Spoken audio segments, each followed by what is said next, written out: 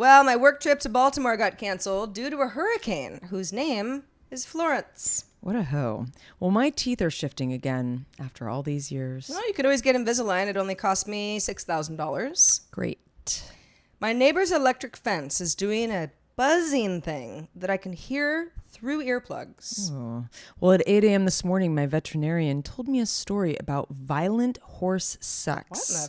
It's a little early for that. I would say so. Have such a good day.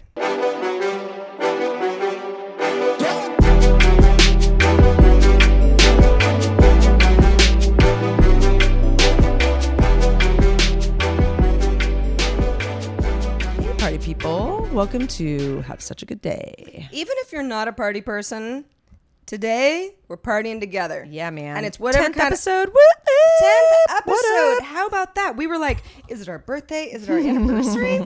I looked up on the internet, like, what's 10 years? 10 episodes, not exactly the same, but apparently I'm supposed to give you a gift of 10. Well, where is it? I don't know. I did not plan well. Damn it. I hope you will still stay married to me. I'm very disappointed. Because I will forget our 20-year. What happens when we have 200 episodes? What do I get? I don't know. My firstborn.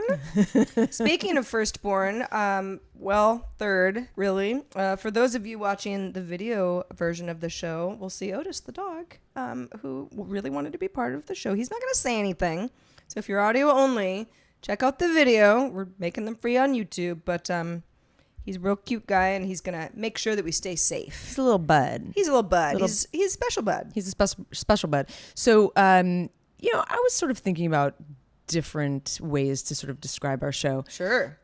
How about... Surprisingly, you'd think it's not as easy. It's not. Have such a good day. That seems self-explanatory. It does. But there's more sort of there's a method to our madness, but how do we explain that method? There's a contrasting...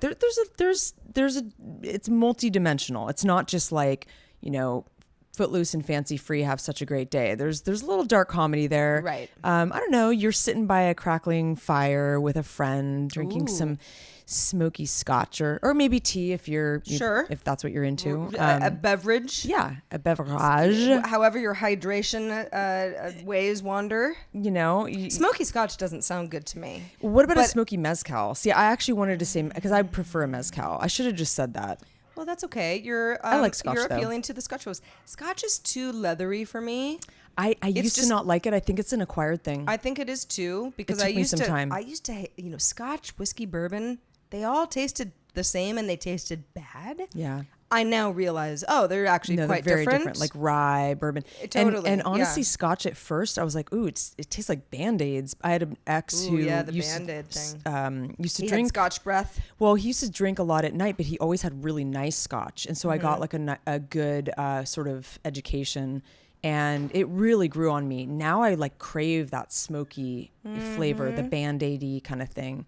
It's weird. It's amazing how somebody can, whether it's cologne or a certain thing that they're eating, if you like the person, it doesn't even have to be like a love thing. Yeah. But that sort of smell and that like reminiscence part of it is you smell it and you're like, oh, nice memory. And I also feel like I had a wine the other day that when you started to drink it, like the nose was very gasoline-y, and at first you'd think, well, why would you want to drink that? But in the wine way, it was really interesting. I actually really liked it. It was a really good wine.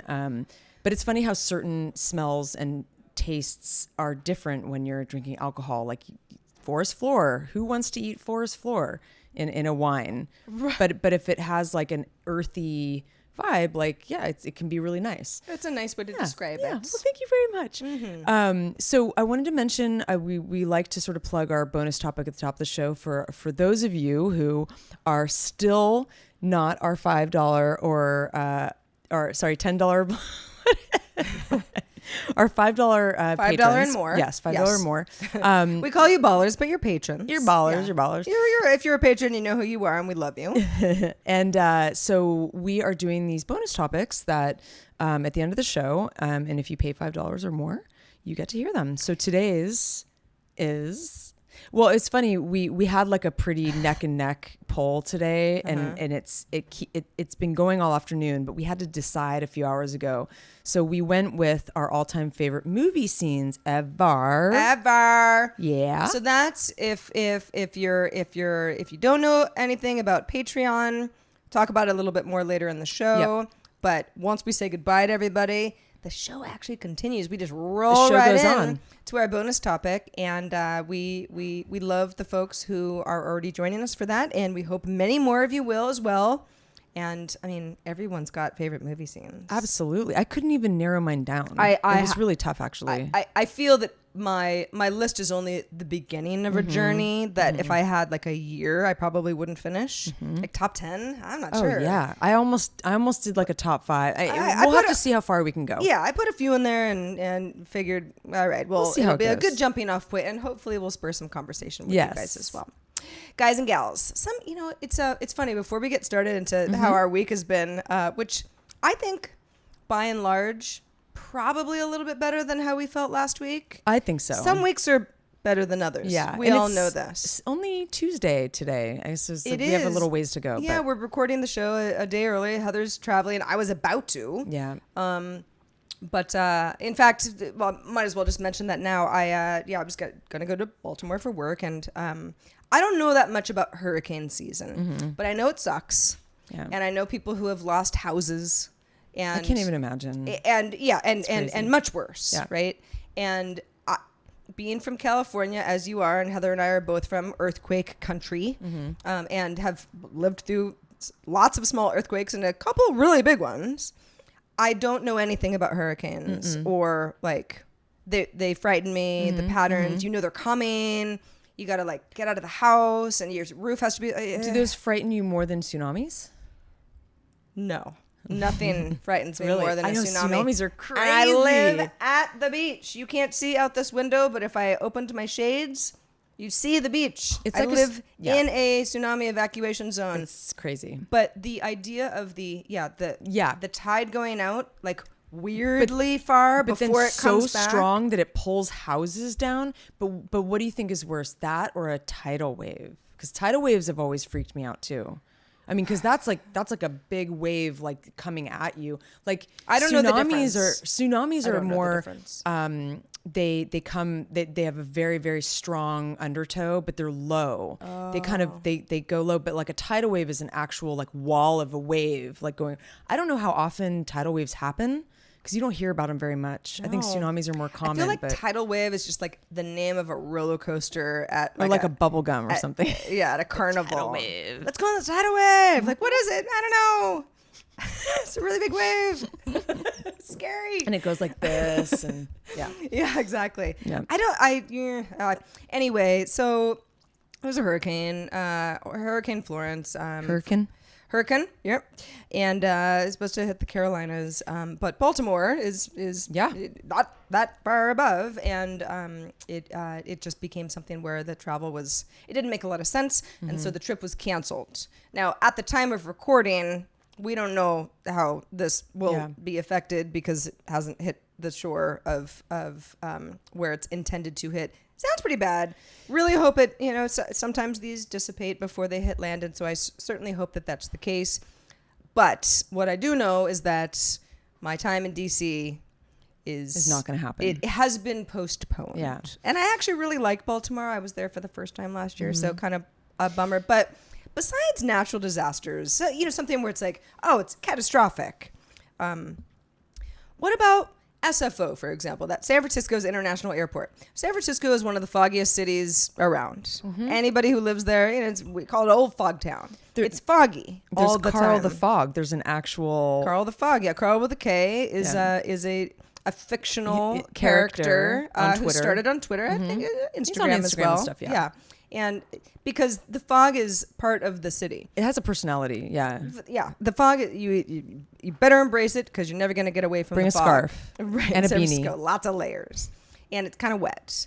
But because SFO is a huge international airport terminal, and my flight, and I go up there pretty often because I used to live there, I'm from there, I got friends there, I work there often. My flights are consistently delayed or even canceled. It has some of the because most of, and it's always like bad weather, and it's always just fog. Where I'm like, totally. I know that. I mean, pilots are doing the Lord's work. I don't have any idea what's happening, but I do feel like, can't we figure out the fog thing? Yeah, like because why did you build the airport in Daly City? It's not a storm. Yeah, it's just regular old fog, and it'll do the same thing tomorrow. So yeah, like can you get aren't there fog lights? I mean, put fog lights on the fucking airplane. There's gotta be some sonar thing we don't understand about we're fog. A high-tech world that just, because then it's like, oh, then the aircraft's late, and then the connection, it ruins so many people's air travel experiences. But it's like part of what the city is known for best. Oh yeah, totally. If Portland's raining, do planes land? Yeah, they sure do. And it's a cloud cover. Like fog is so it's there's got to be something with how vertical it is. Yeah, right. like, because clouds you kind of go through quickly, and you're either under them or over them, right? And an fog airplane is thick, and so you can't see beyond it. And I don't know. Somebody out there, let's put our heads together and come up with a solution. Let's please do. Yes, perhaps one of you scientist types can give us Tesla guy. Let's have him. Yeah, do that. Elon Musk. Figure out the cloud thing, man. I don't want my flights to be late at SFO anymore. Tom McLeod, who hello, he's one of our $10 patrons, I think, or at least $5, or maybe $1. I don't know, Tom. Pony up. CEO of Omni, really cool company, and a great friend. He's been taking flight lessons. And I can see that. The last time I was in a non-commercial plane was actually for work. The people that I was rolling with, who were much higher rollers than me, had like a private plane for the day. This is a company plane, not their personal plane. And I wanted to sit up with the pilot, because it's kind of a small, like 12 seater. And according to him, and this was an older guy, he was like, yeah, they kind of fly themselves. You got a path, you've got the whole thing on your iPad. Yeah. I mean, the air traffic controller, what, it's like they're kind of guiding you. It's you have to know what you're doing, but a lot of this is truly autopilot. Oh, totally. And I said to Tom, I mean, because he's like, flying a plane is really hard, and I was like, oh, I thought they were kind of like, they kind of flew themselves. And he's like, Sarah, what are you talking about? Being a pilot is really hard, or we'd all be pilots. I'm like, I actually don't know. I just knew a guy with an iPad who said that there was a flight plan that was like, I don't know. I will never be a pilot. I always think of Airplane, the movie, and just the automatic pilot, and he like blew him up, and he was like a blow up doll. That's a whole thing. It's been a while since I've seen that movie. That is a classic. But I think you should rewatch that. I make Shirley jokes all the time. Oh, me too. Don't call me Shirley. Yeah. So anyway, before we move on, you mentioned you had to go to the vet, and you mentioned something about horse copulation, and I just have. You want to hear more? You want me to elaborate? I don't really, but I feel we must. We must know why he did this. I think that he was making a point. In fact, now that I think about it, we had talked for a second about one of my cats has a little bit of behavioral stuff, and he sometimes will attack me. And I think that he was telling me the story saying that animals have this weird natural, he said sometimes with certain cats and certain animals, it doesn't really matter what you do or what you give them, if you medicate them or whatever. They just have these natural urges that just come out occasionally, and then he goes into this whole like anecdote about, I remember this one time when I was at the stable and I literally witnessed two horses having sex, and it was so violent because like it looks like they're killing each other. So like they're either killing each other or they're copulating. I've seen it, and it's true. It does look bad. But it was really awkward because these rooms at the vets are so small, and he's standing towering over me. I'm like, okay. It's all right. It's funny because it's a little awkward. Yeah, and I don't know how well you know your vet, and he's kind of cute actually. Okay. but okay, like maybe you guys are like best buds, and or maybe you like are meeting him for the first time, and obviously context is important. Yeah. But in general, especially because people are stressed when they're at the vet, they're animal stressed. I wanted they don't to get be to the there. point. Yeah, it's that's not like a fun thing. And to kind of like, and 8 a.m. is real early. Even if you had coffee, you're probably just starting your day. And that is, it's intense. I was like, what is your point? I thought it was funny too, because I immediately thought I got to talk about this on the show. Like, it's good fodder, okay? Right. So I was like, I was suffered through it. But I wanted to, so that happened. At least you didn't have to like experience violent horse sex. It was just a bit of a note in passing from your vet. I thought it was funny when I was writing scripts today, I kept looking up at I was kind of waiting for you to see my little line that was violent horse sex, because you didn't know what that meant. I saw it. I was like, I don't know. We'll talk about that later. I love that though, like to be able to see like a little peek into a little window into what I might hear later. Yes. It's all good times. But I wanted to mention, so one of our patrons, Blair Slavin, maybe Slavin. Yeah. Probably Slavin. Yeah. He writes us a lot. Thank you so much for writing in so often. He's really sweet. He has been really wanting to know, Sarah, from you specifically, what you do, why you're such a successful paperless person. Oh, he means like wire, how do you stay organized? Oh, well, first of all, I don't stay organized. Heather will tell you. Yeah, I'm the organized one. It's true. I'm not a mess. I'm an adult woman. I live alone. I've got 3 fucking pets. And I somehow work it out. But I'm not organized. And I know it. I have good days and bad days. Sure. But in general, it's controlled chaos. And it just has always been this way. And it works for me, and that's why I'm insufferable and will die alone. But that is neither here nor there. And your animals will eat you. Right, and that's fine. I'm dead. Yeah, I mean, it's like people are like, oh, the cats will eat your face. I'm like, I'm dead. Like maybe I that's want a good them thing. to live longer until someone discovers them.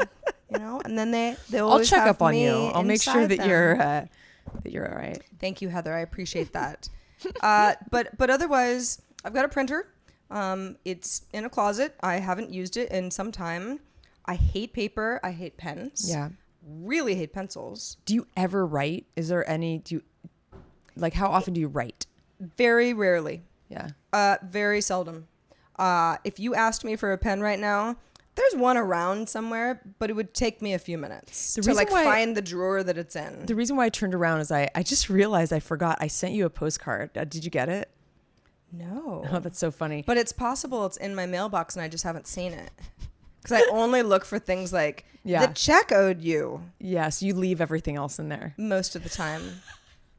Right. And then I'm like, ooh, Department of Water. I should probably open this. See? Not organized. Yeah. Well, anyway, check your... Also hate paper. I totally forgot.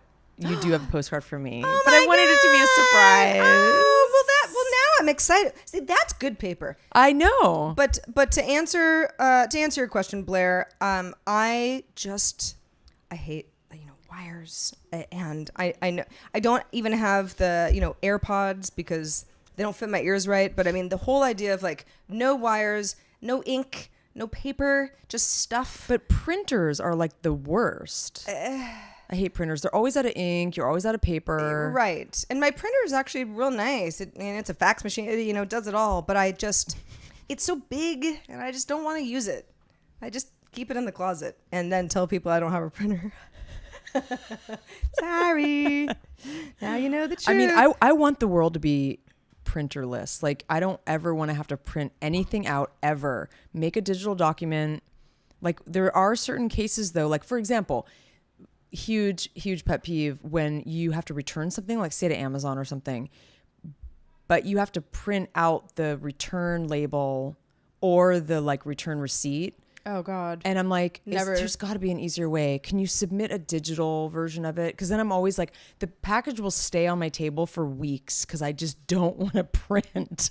Like, it's so funny how that happens. Like, it's not even a big deal. Like, just print it. It is a big deal. It's so archaic. It feels so archaic or something. Yeah, the printing of things that you need on boxes that then you have to ship. The whole thing is like, I've got these speakers that I've promised to a friend for some time now. And I meant it. I want it to be a housewarming gift, but I'm like, okay, how do I get them like Yeah, into that's my going to take you car, like years to get that and then accomplished. there's a UPS store pretty close by, but even they're really heavy, and it's like without help from someone, quite honestly, that's stronger than me, and maybe even a couple people. Might be able to help you. Odie's not gonna help. Odie will eat the speakers. But I don't know. It's yeah, shipping and printing. So Blair, I don't know if that answered your question, but I think a fly just went up my nose. Ooh. I'm not kidding. That's gross. Anyway, carry on. Oh. From one rant to another. Yes, I'm fine. It just went to my brain. No big deal. Yeah, it's fine. It's probably full of fiber. There what? it is. Oh my God. Sorry. Ooh. Well, Aggressive fly. Lisa's not in there anymore. Yuck. So I wanted to mention really briefly, and anybody who's, I don't know, followed me on Twitter or just kind of, we sort of know each other on social media over the years, has probably heard this before. And I don't know why this is my crusade in life. We all have crusades where everyone else is like, why do you care? Yeah. Why do you care so much? I like this crusade. This crusade of mine is the difference between standard time and daylight time. Mm-hmm. Now that could be Pacific Standard Time, Eastern Standard Time, Central, Mountain. We're all sorts of GMT stuff. Yeah. And we know that daylight savings happens differently in certain parts of the world or not at all. Okay, got that. When you're talking about the continental U.S., we are in daylight time. We will not be in standard time until we fall back. That's what fall back and spring forward mean. That's why the times change twice a year. We all know this. And yet, people have such a hard time not saying something like, so we're in Pacific time because we're in Los Angeles. They'll say PST. And I'm like, you mean PDT? Because daylight time. Yeah. And they'll kind of look at me like, what? I'm like, yeah, because it's not standard time, it's daylight time. The S and the D indicate. I think people just use PST or year round, like as a standard. Correct. Which is wrong. It is. It's Yeah. wrong more than half the year. Yeah, This no, isn't even a you're right. 50-50 thing. You're right. It's wrong more than half the time. Those are stats I can't live with. So are you one of those people, because every year there's this whole controversial thing about like, let's just get rid of all of it. Like, let's just have one standard time. Well, so here's another thing. How do you feel about that? Thank you for asking. Here's the thing is that when we move to standard time, which means that it gets darker earlier and it Yes, gets which lighter sucks. earlier. It's also winter, so the Yeah. days are shorter. In this part of the world, what happens is that people go, I hate daylight saving. It's just the worst. It's so dark and dreary. And I'm like, no, you hate standard time. Daylight savings is Are what you always correcting people? Always. That's and so it's funny. And it's unappreciated. It's like the grammar Nazi where people Yeah. are like, why don't you just fuck off? We're definitely going to have to make the show explicit. I think we've had 3 F-bombs. I can bleep. No, it's all good. But that's anyway. The reason that I thought about it today was I had to call my bank, Bank of America, big bank, maybe the nation's biggest, Huge. or one of them anyway. Yeah, and I talking to them about whatever, like a check that I had deposited, and I'm trying to figure out when it's going to post, and she's saying something 5 p.m. PST, and I said, well, you mean PDT, right? I mean, like, because if you mean PST, you're not talking about 5 p.m. You'd be talking about 4 p.m. And she's like, "What? What are you talking?" And you kind of you hear that sort of like pause and being like, "Ma'am, can you hear me?" And I'm like, "No, I can hear you.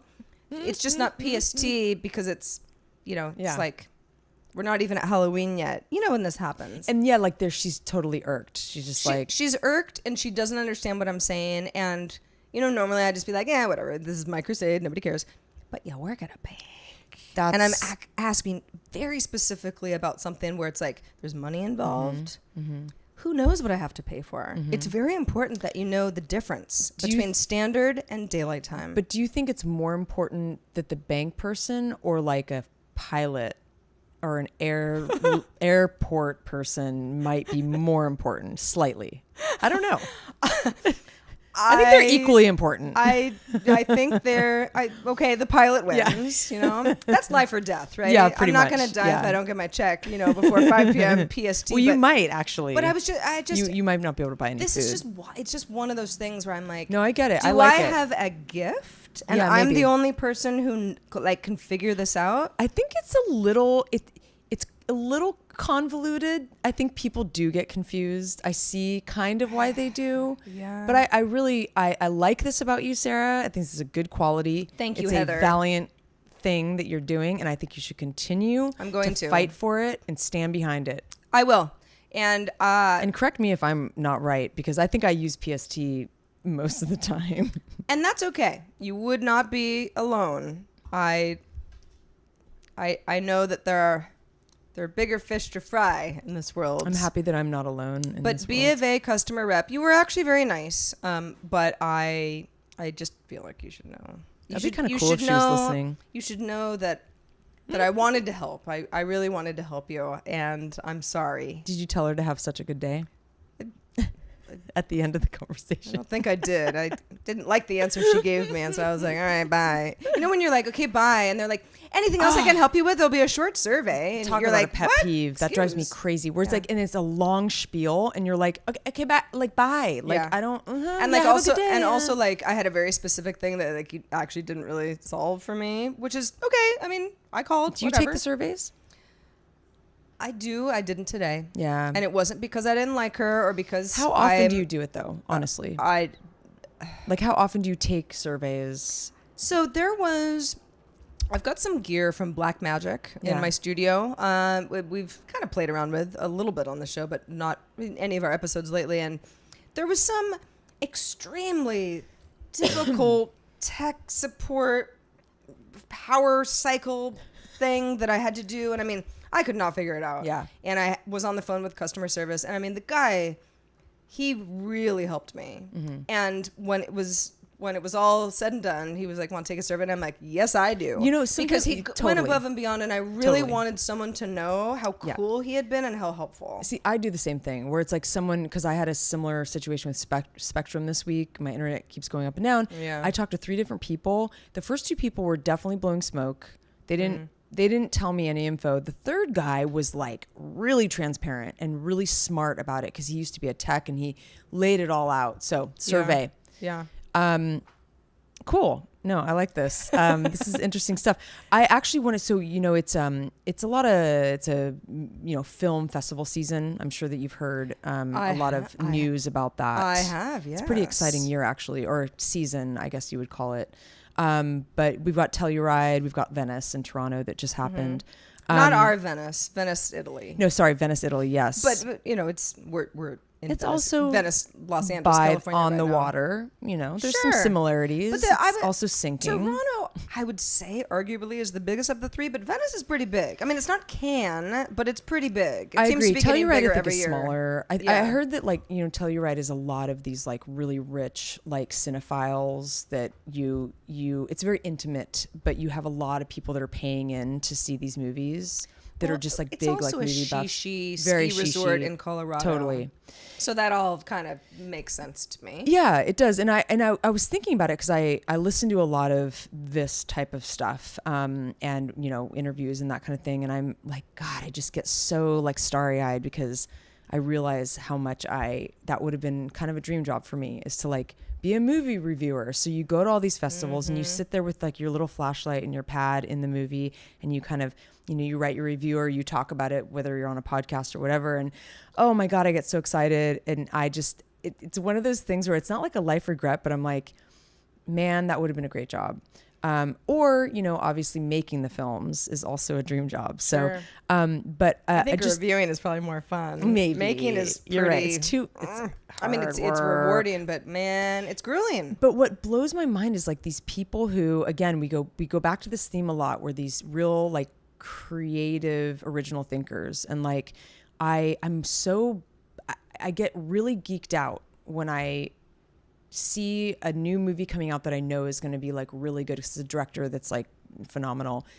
And it's like, how did they start the process of making this feature film? Like, where do you begin? It's like, it is such a huge, there's so many people involved. Like, I would love to sort of shadow someone just to see how it's all done. I mean, we do productions, obviously, but this is feature filmmaking. This is totally different. Grand scale. This is the sort of thing where, well, it completely depends on the movie, obviously, but so many, you know, well-known directors don't actually interact with most of their crew because somebody like else is managing the crew. Totally. You know, and it's and it goes on and on.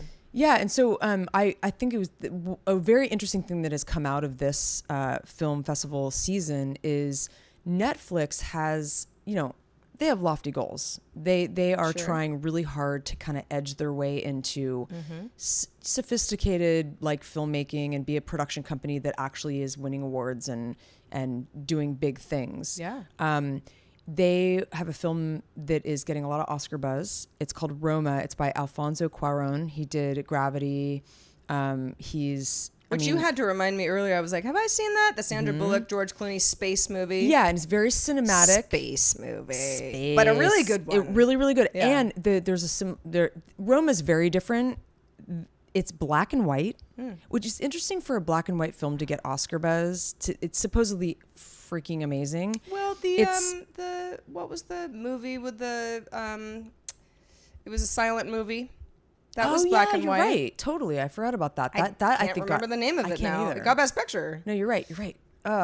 Anyway, so black and white. It is, Alfonso Cuarón. It is it's kind of like a Fellini movie, so it's like Italian, and it's very like I don't know if you've seen a lot of Fellini, but it's very arty, kind of racy, kind of racy. Mm-hmm. And so I think it's really cool that like something like Netflix, who hasn't ever gotten a nomination for a film Oscar, we're jumping ahead. I don't know if they'll get nominated. Sure. I would bet money they will. Anyway, I'm very excited about that. Really kind of interesting that Netflix is the one that is behind this. The things that I'm mostly excited about that have been in these festivals, I'm so excited about this movie. I would say this is the movie I'm most excited about this year. And it's called The Favorite, and it's spelled in like the British style, favorite. Tom Merritt loves that. Yeah, it says Yorgos Lanthimos. The artist. Oh, the artist. Yes, thank you. Yes. God, I actually it was gonna really bug like me. that. I had to look it up real quick. Yeah. But keep going. I'm glad you did that. Yeah. This guy, this filmmaker, kind of fascinating. Emma Stone's in it. Rachel Weisz. Oh, Yorgos, the director, did The Lobster. Really kind of arty, experimental director. Emma Stone and Rachel Weisz, both. Mm-hmm. It's supposed to be like a absurd comedy. In fact, I talked about it a little bit in our newsletter this week. But I think, do you know about Vox Lux? No. I thought you might not. It is Natalie Portman plays I already love it. Rock star that like she like becomes this.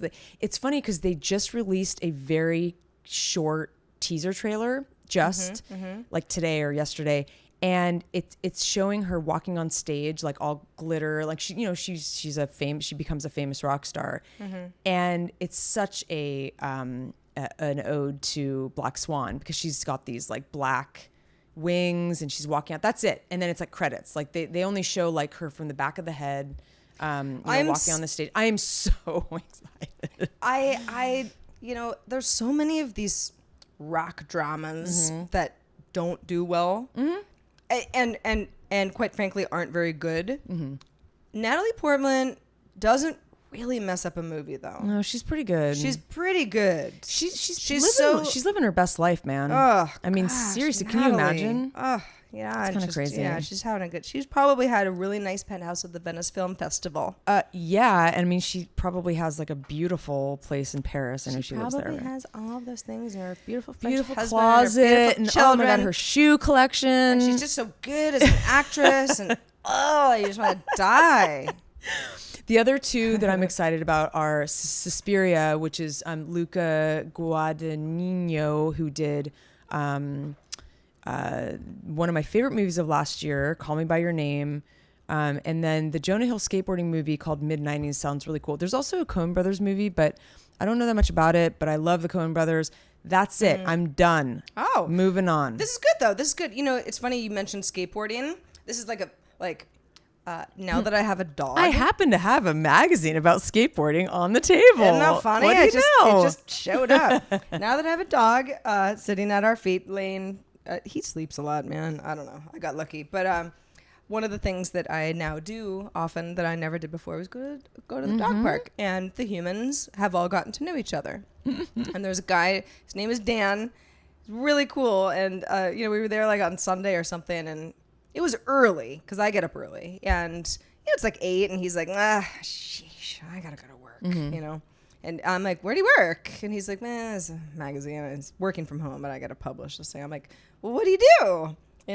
Tell me more. And he was like, skateboarding. And I'm like, no, I want to know. Anyway, he gave me a copy of his magazine called Juice. Juice it up. Which is published in Venice. California, cool. not it's Venice, very Italy. Skateboard It's vibe. a Dogtown. Yep. Right? And it's great. It's so exciting. It's so cool. I like the local. It's so local. It's so local, so and it's very skater. I mean, to the point where there are all sorts of things that I would do differently about this magazine were I to be involved.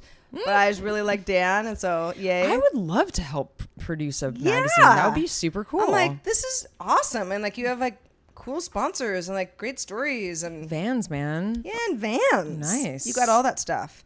All right, so very quickly, I know that I'm always bringing it back to air travel. And I like it. Sometimes my plane experiences are fine. Sure. Other times... It makes you want to travel more. When you have a good trip, you're like, I had a great time. You know what the thing I did wrong was? And this happened a couple of years ago. I went to Europe. It was my birthday. Yeah. 2016. I was in Amsterdam, and then I was in Belgium. And when I came back from Belgium... I had enough points that I was able to like upgrade to first class. And it was, that's a long trip back to California. Yeah. I had never flown first class transatlantically. Makes a difference. It was... It's like night and day. Ruined me. It did. I've hated air travel ever since because me too. I'm not a roller that's in first class very often. I don't fly enough to get upgraded. Yeah. And I don't have the money to just pay for it. Yeah. I'm screwed.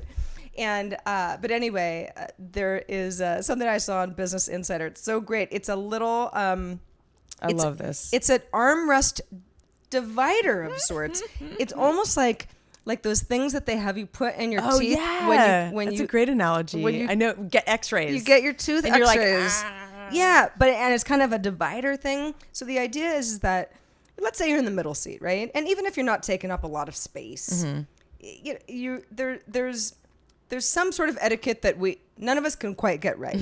Where it's like, well, some the middle people seat are more mean about it. The middle seat shouldn't get both, but like the middle seat's also the worst. Yeah, it is. Like if you're on the aisle, you can kind of lay out. If you're on the window, you might be sleeping. So it almost sort of looks like an iPad cover, and so it kind of goes up in the middle, and then you got your little sides, and you put it right on top of the armrest, and then both people can comfortably rest their arms and not touch skin. Yes, or hair. And that's it. I was on a flight recently, and a woman, she was hogging the armrest, and she had Parkinson's, or there was some, she was, shaking a little bit. And so it was like, I was trying to be even more like, I don't want to, I want to give her some room. Some space, yeah. But and she was a small person, and I certainly am, but I was like, I wish we could somehow figure out how to share this so that, we could kind of just be a little bit more natural. This is it. It's called the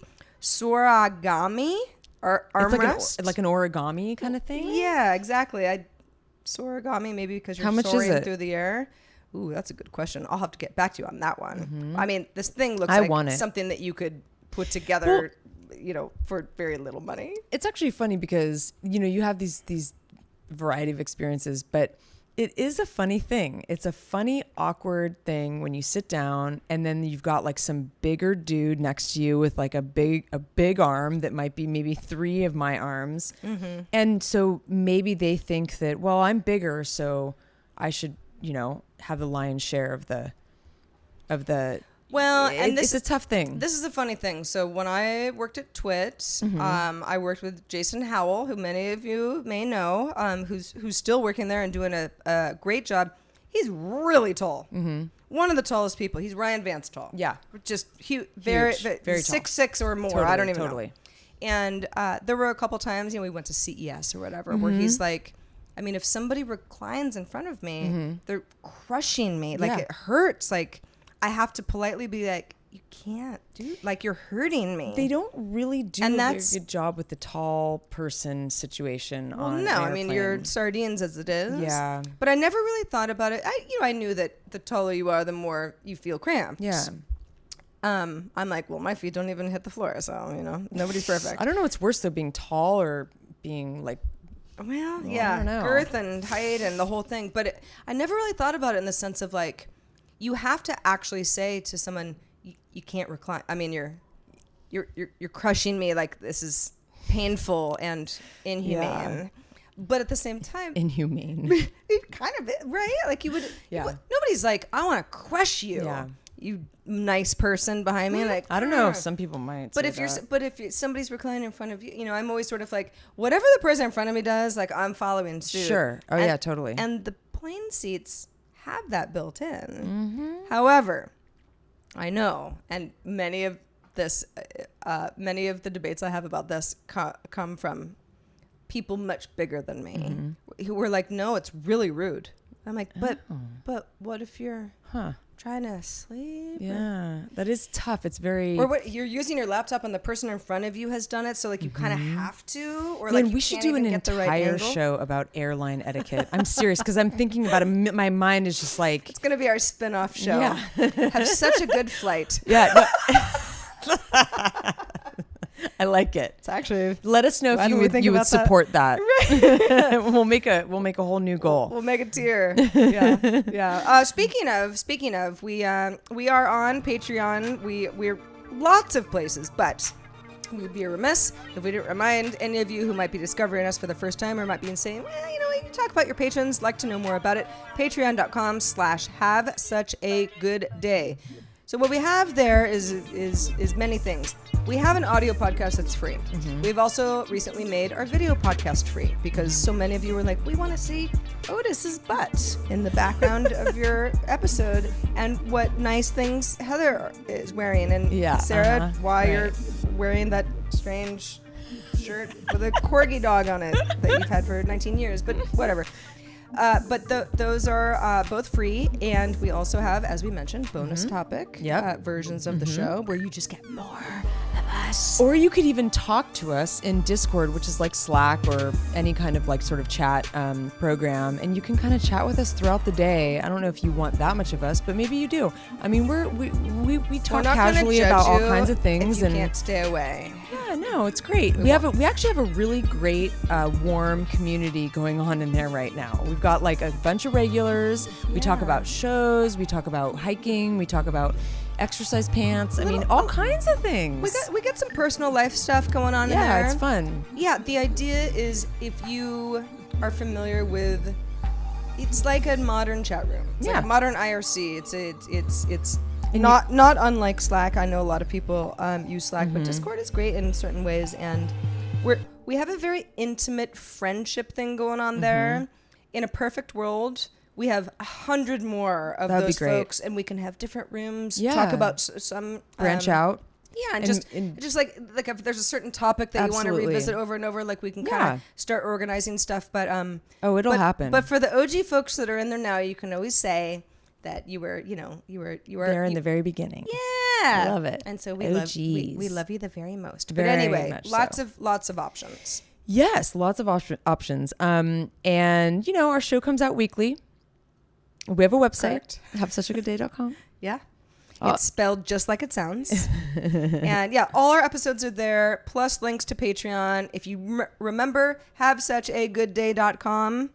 The rest of it, we've laid out for you. You can't get lost. Go there. Tell a friend. We're on iTunes. We are. We're legit, man. Yeah. We're rolling right along. Hey, Heather, 10th episodes. If we were sick of this, we wouldn't be here. Yeah. Cheers to that. 10 Annie. 1-0.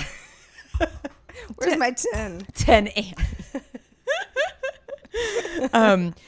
All right, speaking of celebrating, in fact, I wanted to we're going to have to do another toast because guess who's back in our universe? Oh, is this a comic book thing? No. Okay. No. Okay. But you could guess again. You'd probably guess. Guess who's back in our universe? Science? Oh. I might talk about science here. Well, okay. I think we might be talking about maybe some interplanetary. I think you might be right. Okay. This is really quick. I'm not going to get into much detail, but apparently Pluto is now back into being considered a real planet because 12 years ago it was downgraded to a dwarf planet. Right. But a lot of the criteria wasn't really like thought through. And essentially the definition of a planet is you have to be big enough for the gravity to make it a spherical shape. And so it seems like a lot of size bias to me. I totally, which is a thing. It's a thing. But who says a dwarf planet isn't a real planet? I mean, it's all about how you handle yourself. That's right. It's your gumption. The way you orbit around in the universe is what really matters. So Pluto's back. Pluto's back, and I want to toast because I am like, this is the little planet that could. Yeah. And he's a real cutie, and I'm just really happy to have him back. Pluto, we salute you. Salute, Pluto. Salute. So, yeah, man, I'm glad to hear that. Especially because I remember, 12 years ago, it doesn't seem like 12 years ago. Because I remember being like, dwarf planet, what? Yeah. Because in school, 9 planets, Yeah. and you know the order, and Pluto's Totally. the last one, and it's it was a sort of a big It's like part chaos of what in you school know now about for kids. Like it's so Yeah. confusing. It's like what's a planet and what isn't. Yeah, solar science, man. Now Pluto's back. All right, so no dwarf planets. How do you even believe anything that anyone says anymore? Because don't. the facts change all the time. Anyway. Yeah, that's it's what did I read the other day? I stopped drinking kombucha as much recently, not fully because I really like kombucha, but I mean, I was drinking kombucha Like every day. for sure every Yeah. day, and sometimes I would splurge and have 2. Yeah. And wow. these are like $5 each. Oh, yeah. It's extremely expensive. So I just have have put the brakes on the kombucha buying purely for financial reasons. But I read some study where it's like some new Harvard professor says that probiotics are just a bunch of hoonanny and they're like not actually doing anything for Horse you. hockey? Horse hockey. Yeah. Or horse pokey. or dung. Whatever. But, and I didn't even really read the article because I was like, I don't want to hear that, because I try to eat probiotics in lots of different forms. But yeah, that's just more of the same where it's like, I don't know. Is it not good for me? Is it bad for me? Eggs, milk. Is it nothing? Is it like charcoal water where no one can really tell me what it's doing, but it sounds good, so I'm drinking it? Why don't you just like, I don't know, you could just, if you drink charcoal water, can you just take the remains of like your charcoal from your barbecue and just like lick it? I mean, is that the same? My cat Sparky used to do that. Ooh. And this was like not a gas. It was like an old school. Yeah. You have to buy the Yeah. Oh, we have that chips, actually. whatever. Yeah, it actually smells better, but it's like less good It's for a you pain or in the whatever. ass to light though. Yeah, but we used to, we'd barbecue out on the lawn. And Smart. I'm laughing because this is just my old house where you guys can't see it, but we parked on our lawn. We were just country people, but we'd barbecue chicken or whatever it was every now and then, and then Sparky would go up and like you could see him being like, "Is it cold enough?" Like, "Nah, it's still too hot." Oh, and then buddy. we were like, "That's really bad for you." Like, there's something little wrong with Sparky, but whatever. All right, so you were talking about film festivals and stuff that you've seen a lot of buzz about and excited about. So I figured I'd kind of do the same thing, but this is a lot more Sarah's on the couch. She's not dressed up for a premiere or a gala of any kind. If we're lucky, she's wearing pants. She's probably not, right? Because she's right here. Do you often lay around in your underwear? I do every single day of my life. That's good to know. There's at I least always want something on though. Like I want like shorts or I'm not going commando. Yeah. I might wear little something, shorts. like little boxer shorts or something. I'm not on my couch just all- naked watching The Price is Right. Because if so, we'd like photo evidence, please. The Price is Right. Heather, what are you doing at 10 a.m.? My gosh. Price is Right is one of my favorite things to watch at Goldstone. I actually like it too. Yeah, it's great. Yeah. It's a wonderful show. It hasn't changed.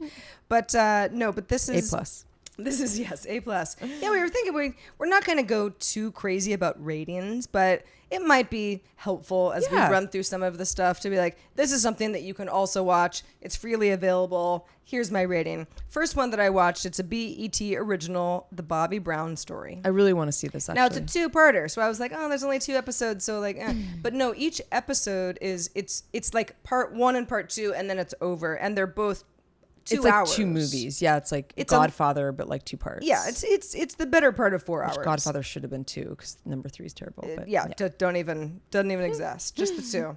But the Bobby Brown story. What's that? It's a B. I would call it a solid B. Okay. This is Bobby Brown was a pop star when Heather and I were in junior high. Pretty big. We did like a group dance on the stage for like married Whitney Houston. Yeah, huge deal. Also a big. I mean, the whole it's their union is well documented, and there's a lot of tragedy involved. Yes. So if you don't know anything about the story, this is a biopic. It's not a documentary. It's played by actors, but I thought it was great. I knew the story more or less, and I watched the whole thing. As soon as part 1 ended, I'm like, we're going to 2. I'm into Some ramen on the couch, 4 hours, done. So that I give it a solid B. B's good. B's good. B's good. Yeah, it's above average. I also watched the season 2 premiere of The Deuce, which I'm gonna watch tonight probably. Yeah, premiered on premiered on HBO last season. And has huge names: Maggie Gyllenhaal, James Franco, who plays twins, actually, so he plays lots of different folks, and some variety of other actors. And it's about the porn industry in its infancy in the 60s and 70s. In the 70s. 70s, yeah. Yeah, 70s, and we're gonna get into the early 80s pretty soon. But it is graphic, and it's not super happy, and I don't know that I would recommend. I'm not going to recommend it to anybody under 18. No, it's pretty graphic. I heard they changed the theme song to like match because it's like a little further in time from like season 1. So I think it's like an Elvis Costello song now. Oh gosh, now I think the theme is different. I can't even remember. I was so fixated on their font type. I know it's really stylistic. It is, and it's almost. Well, I don't know. Now we're really getting into the weeds. This is why we like talking about this stuff, but. Somebody tell me what that font face is, because it's almost like garbled. So it's hard to read the actors' names, but that's purposeful. It's certain vowels just kind of look weird. I'm going to find that font for you. Find it. I actually love fonts. I'm going to find it. Yeah. Anyway, The Deuce I thought was it's an entertaining show. Again, the content is very mature, and there's some unhappy stuff. This is drama. It's not funny. No. But I give it a solid B+. Yeah, I'm excited for this season. Yeah. Good new HBO show. Now that Sharp Objects is over, I need something else. It's always so sad. It's like that, like you go through mourning when like your favorite show like ends. Yeah. Like I just finished Ozark season 2, and I would give that show a B. I would probably give it a B, but so it's not perfect, but Laura Linney is incredible. She is. And I don't know why she didn't. I saw a billboard today that said Jason Bateman is getting nominated for an Emmy for directing, because he directed the first 2 episodes, and then he's one of the main actors. Yeah. Laura Linney's his wife in it. I'm like, how did she not get nominated? He got nominated, but she didn't. So I'm a little confused about that, because she's seriously like a scene stealer.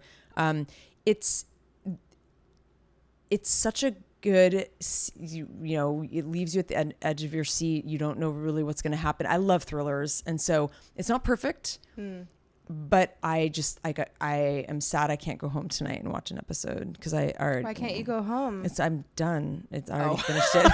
I can go home, but I'm going to be watching The Deuce. Keys. No, I'm watching a new show. Yeah. Oh, speaking of, I can't hear. I forgot that I almost didn't mention this.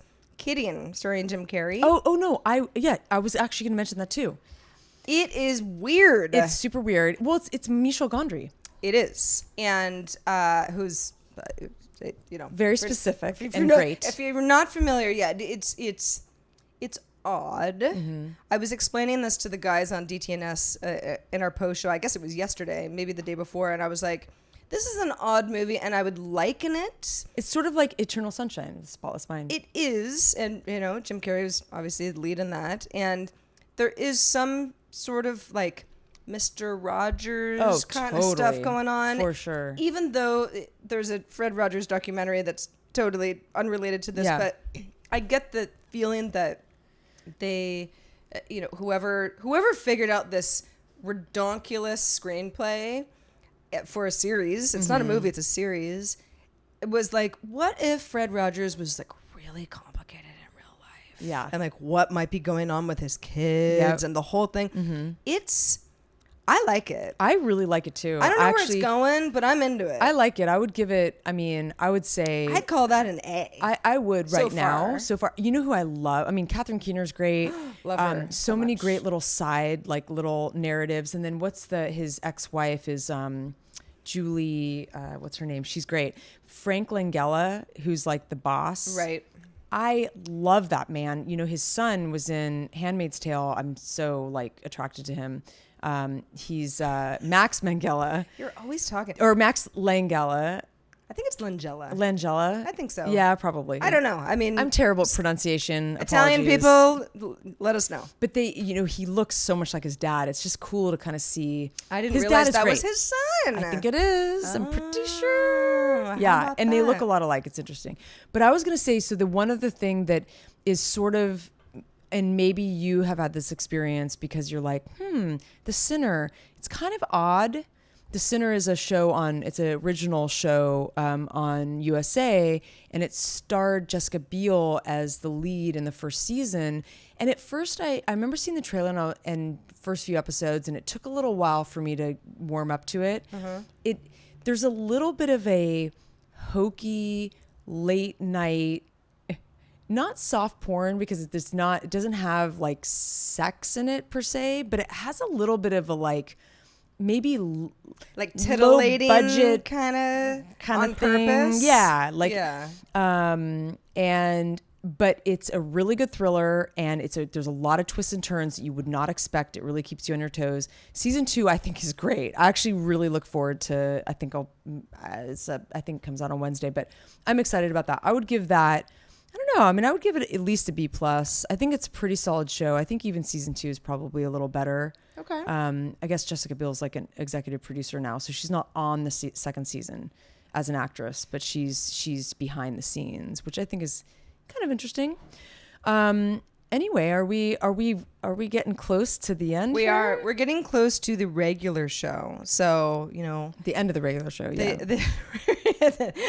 The finale of the regular show. But we do have a bonus topic for our $10 and more patrons, $5 more and $5 and more patrons. Yep. Heather and I are gonna get $5 this right. ballas. $5 ballas. Yeah, of course. That's how we'll always remember. But just a quick plug again. If anyone has found us by happenstance, we're so glad to have you. We want you to have such a good day. I want to know how you found us, actually. Yeah, that would actually be really cool. Helpful because we're in the process right now of kind of reluctantly figuring out how we promote ourselves better. Yeah, definitely. And when I say reluctantly, it's because it's, you don't want to bug anybody by like doing too much of it, but you want it to be smart and helpful and the right folks who like this show. We don't want to beat people's heads with it, but we actually bash your head in with a bat. We kind of do. We actually kind of do. No, but we have a lot of really cool like long-term plans, but we also have some more short-term plans. Like we would really love to have interviews on the show. Yes, we right would. now we are literally, no joke, there's no more than just Sarah and I doing the show every week. And you think, oh, well, how hard could that be? Well, it actually, it's a lot. It's a lot of stuff. You have to, there's pre-production, there's production, there's post-production. Sure. Yeah. There's all kinds of back-end stuff. You have technical issues.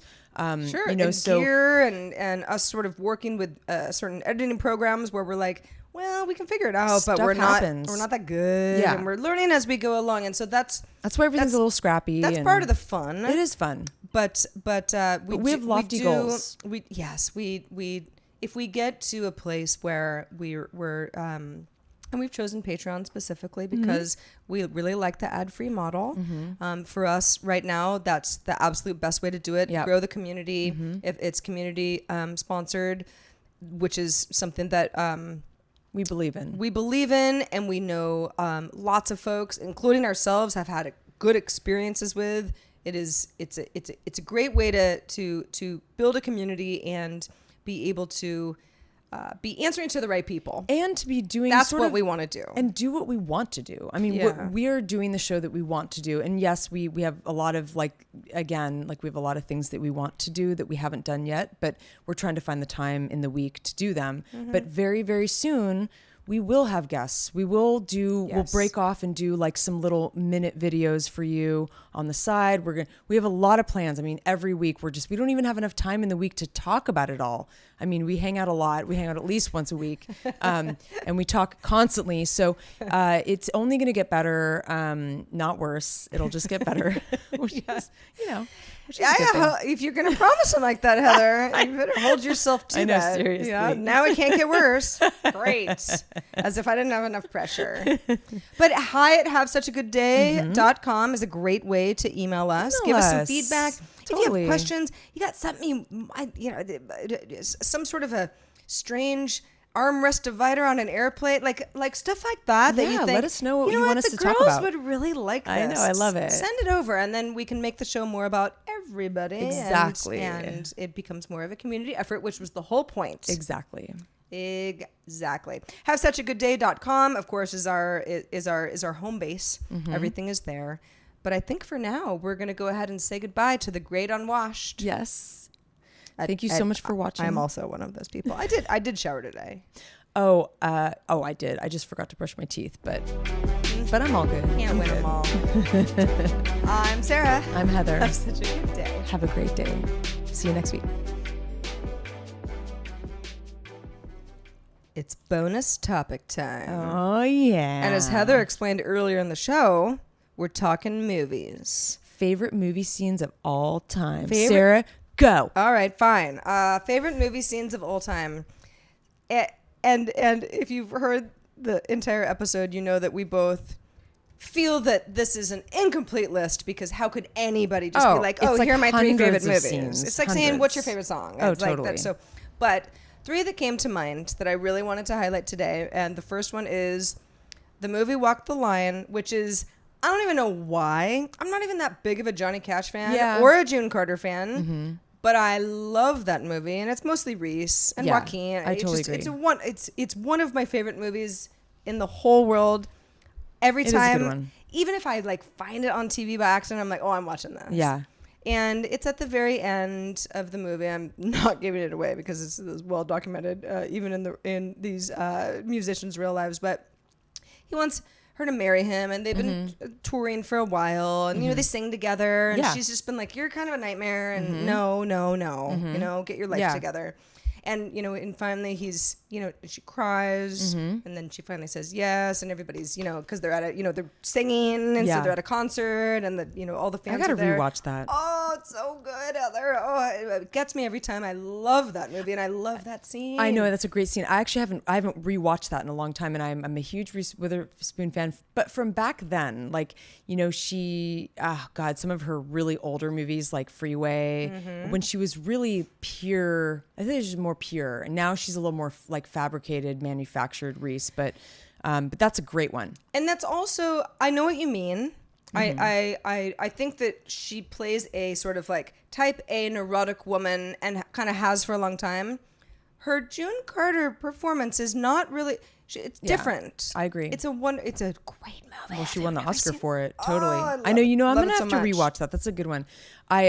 So mine. Well, I have so many of them. It was so hard to narrow down, but Annie Hall is one of my favorite all-time movies, and it was even hard to pick a scene in that one because there's so many good ones. Yeah, it really was. But I love Diane Keaton, and she's so at her prime. I think she won the Oscar for that movie, I believe. Or at least she was must nominated. Have, yeah. And when they meet to play tennis, her and Woody Allen, and then they're kind of packing their bags, and she's got her cute little vest and tie and her little hat. Yeah. And she's so awkward, and but so endearing and charming. And she's like, well, do you need a ride home? And he was like, well, do you have a car? And she's like, oh, and it was this funny little back and forth. Right. And she's so cute. And then the lobster scene, obviously, in that movie is hard to not talk about, because, the lobster kind of gets stuck behind the stove, and they're very much in love, and they're laughing, and oh God, I love it. But that's like 2 of like a dozen in that movie. I just Annie Hall is a great movie. Speaking of black and white movies, but yeah, but that was Manhattan. No, yeah, the Manhattan. Yeah. But it's like one of the first scenes which is another scene that's great in the movie, when he kind of has first met her, and they're trying to figure out, I don't know, like when to get brunch or whatever, and she was like, la-di-da, la-di-da, la-di-da. totally. And it's like, it's like a non sequitur, and he's like, what? I'm obsessed with you. I don't know, like, you're weird. So good. And then they had that cute. One of the most popular scenes is them they have like subtitles of their thoughts. So they're on the balcony and they're having like a glass of wine. This is like after the tennis match. And then like what they really actually feel like they're having conversation comes out on subtitles, which I think is very clever, because I don't think a lot of people were doing it at the time. I think he sort of like established that and this style. We talked about Woody Allen in last week's show, as a matter of fact. We did in our bonus Maybe topic, not as in a good of a light. No, well, and how problematic it is to have a hero that isn't necessarily 100% of a hero. I wanted to mention this last week, but I will right now. Okay. I have a Manhattan poster like framed in my house. Mm-hmm. And I remember when everything went down with Woody, which was sort of a while ago, someone was in my house and saw that and said, do you still want to have that poster up? Like, it was weird. It was like, because like, it was, you have that poster, but almost like saying I'd co-sign whatever may have gone like on. It kind of made me a little uncomfortable, because I was like, I still love that movie and he's a wonderful filmmaker. Yeah. Sure, like everybody well, we're getting into their bonus topic from last week. Let's stay focused. All right, so I'm gonna go ahead and talk about one of the movies that I love most in this world, along with anybody within a decade of me, and that's The Breakfast Club. I'm so mad at you, because I saw that you put your stuff in before me, and I wanted to mention The Breakfast Club, but it was a different scene. It was a different scene. Yeah. Oh, interesting. Well, you tell me yours when I'm done then. So this is, it's the ending scene. It's Simple Minds, Don't You Forget About Me, iconic song, and if for some reason you have not seen this movie, they're all there at Saturday detention. It's a bunch of strangers. They are different kinds of teenagers. They don't get along. They don't understand each other. But at the end of the movie, like, a couple of them fall in love, and it's a whole thing.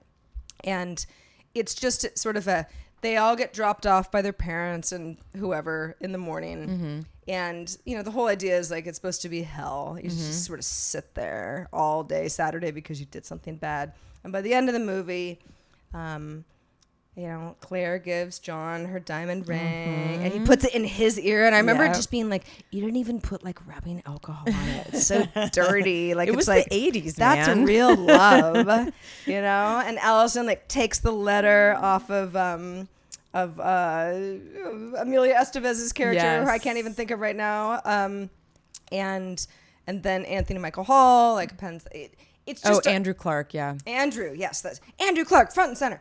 But it's a great scene, and it makes you. I remember as a kid being like, wait a second, like, we just have to like figure out what school was like on Monday after all of this. Like, they're together now. I remember like people older than me, because I wasn't even a teenager when the movie came out. It was like 1985. They were like, no, like the whole point is that like, they probably weren't going to be friends, because this was a very special day that all of these like misfits kind of had together. Dude, John Hughes, man.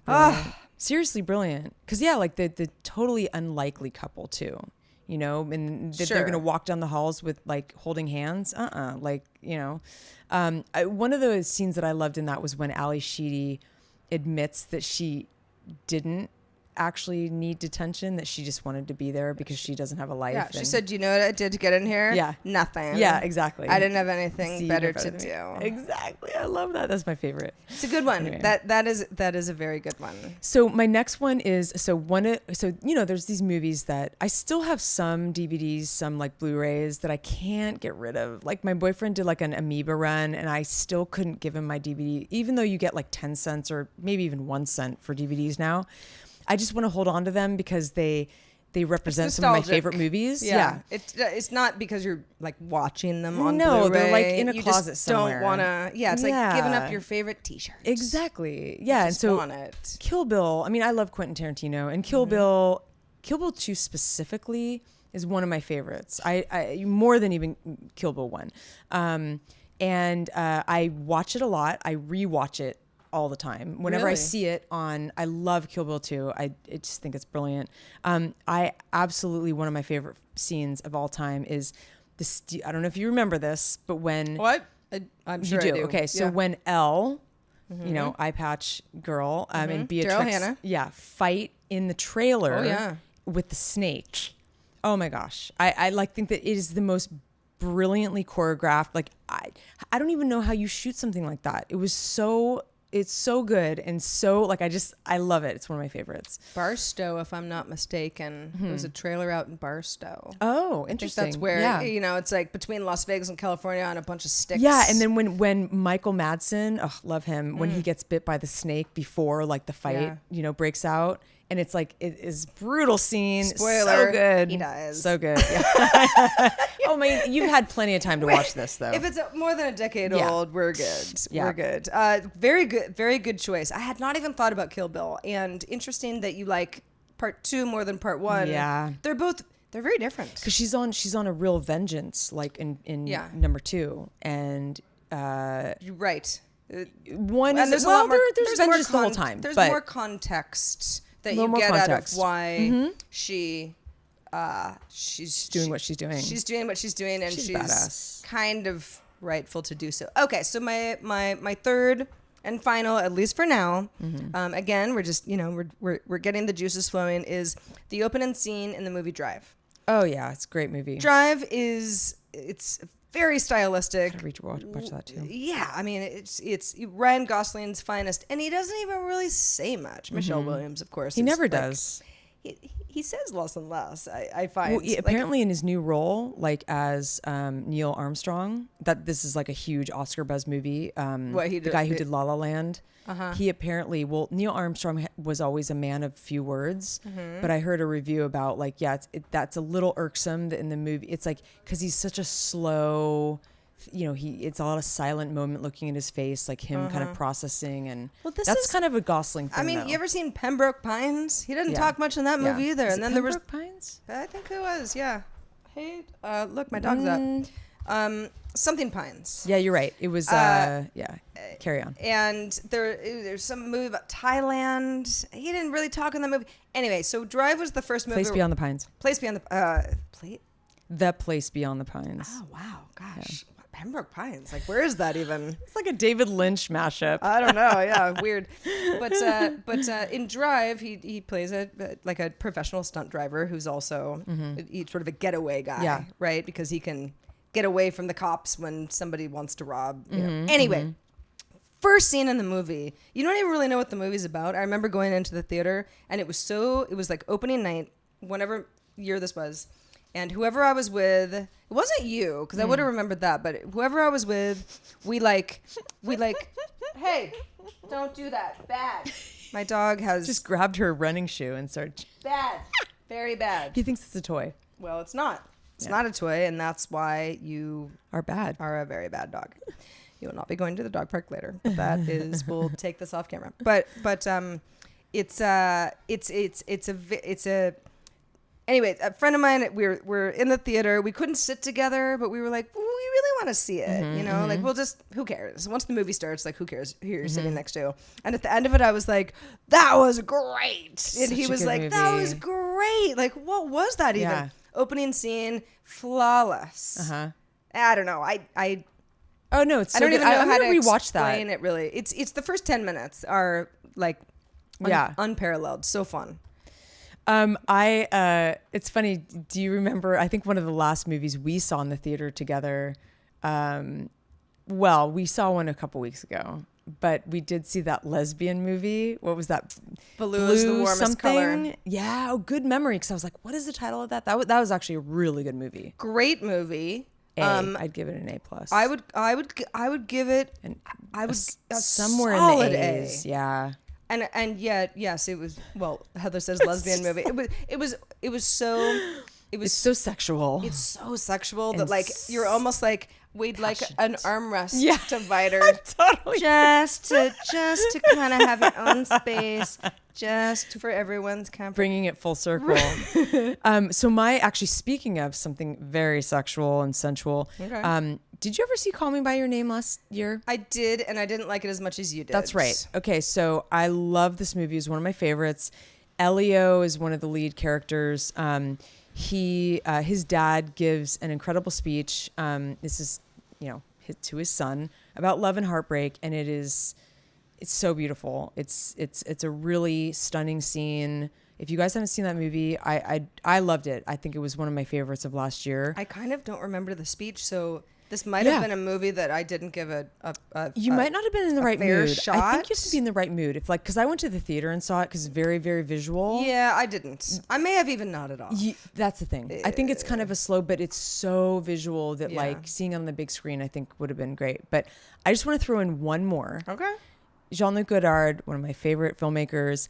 It's hard to decide. There's so many scenes, so many great. I mentioned in a couple episodes back, the scenes where he creates these like pandemonium and all these cars crash and there's like bloody people like hanging out of the the doors, and it's like, but it's very kind of like almost cartoony. I love those scenes, and also in Band of Outsiders when they're dancing. You'll know what I'm talking about if you've seen this movie, Band of Outsiders. It's a woman and two men dancing. I think it's in a pub. It is like the very charming scene. It's one of my favorites.